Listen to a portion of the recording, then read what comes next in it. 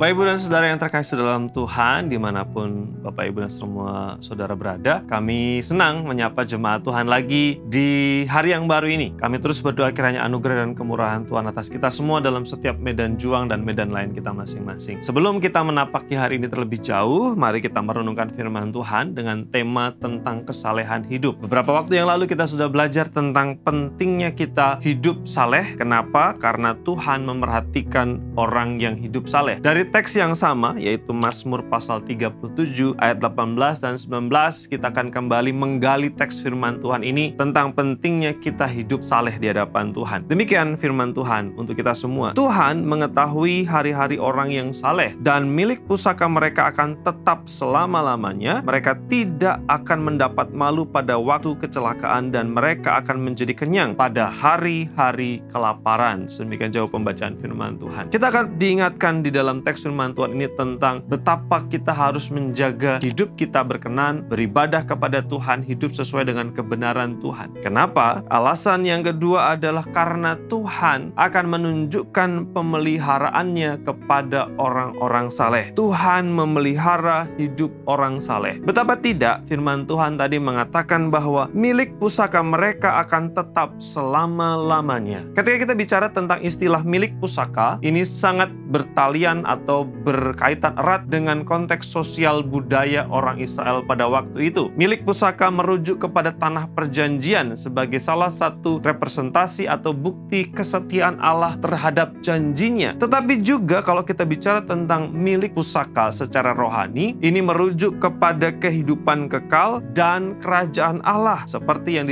disebut di dalam 1 Petrus pasal 1 ayat yang keempat. Setiap orang percaya akan diberikan milik pusaka, yaitu hidup kekal di dalam kerajaan Allah dan sifatnya tetap, sifatnya kekal. Makanya firman Tuhan katakan selama-lamanya. Orang saleh diberikan janji kehidupan kekal. Kemudian yang kedua adalah mereka tidak akan mendapat malu pada waktu kecelakaan. Ini berbicara tentang pembelaan Tuhan. Ini bicara tentang bagaimana Tuhan berkarya dalam kehidupan orang percaya supaya orang saleh itu tidak dipermalukan karena imannya, supaya orang saleh itu martabatnya tetap terjaga. Tuhan berkarya. Seperti firman Tuhan katakan, setiap orang yang percaya tidak akan pernah dipermalukan. Tuhan berkarya dalam kehidupan orang percaya untuk menolong orang percaya menghadapi situasi yang sulit sehingga martabatnya dijaga, sehingga orang percaya tidak dipermalukan. Dalam konteks Asia atau konteks Timur ini sangat penting bahwa Tuhan hadir dan menyatakan pembelaan. Tuhan tidak meninggalkan. Dan yang ketiga adalah